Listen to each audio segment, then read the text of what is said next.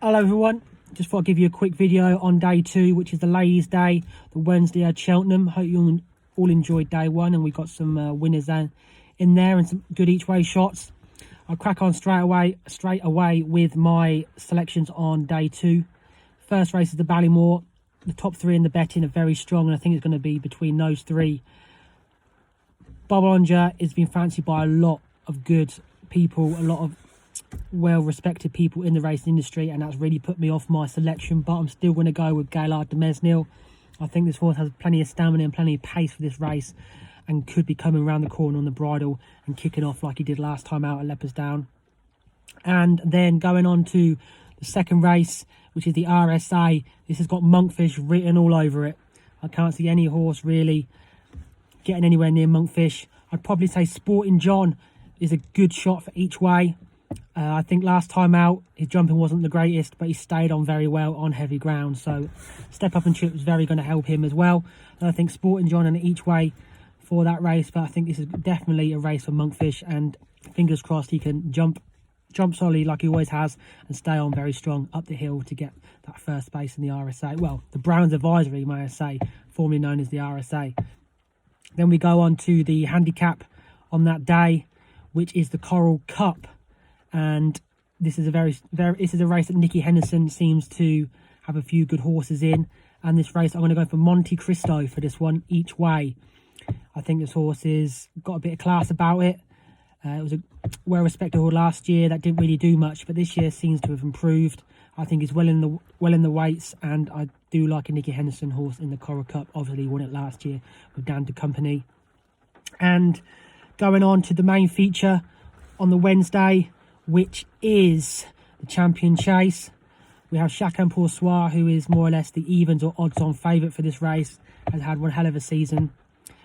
Literally stormed the field in Ireland, beating the Notebook and put the kettle on twice now very easily.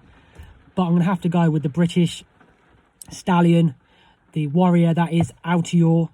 I want the fairy tale to happen. I think he's going to be a better horse than he was in the Desert Orchid, and I think having the Cheltenham form and winning nearly every race at Cheltenham he's done in, and Chacun having no Cheltenham experience, I'm going to go for that horse, Altior, hopefully to do the fairy tale and then potentially hopefully be retired after winning his last Champion Chase. Then we go on to the cross country. Look, Iserland is going to be very strong in this. I know people think he needs soft ground, but I'm still going to go with Potter's Corner for this one. It's not had a great prep, to be honest, but that's over hurdles. It's not over the distance that I'll be running this one. He is a horse that needs to go 3 miles 5, around about this distance. He was the virtual Grand National winner last time, and he came 3rd on his first attempts over those fences and all the stuff you have to jump over on the cross country. So yeah, Potter's Corner each way for the cross country. And then we go on to the next one, which is the Grand Annual. And this one is going to be a Dan Skelton horse. I think Amarola Gold is going to be the horse for this one. Very impressed with his running. He's that horse where he hasn't won, but he's ran very well. Like he was a nose behind First Flow, and we all know what kind of horse First Flow is.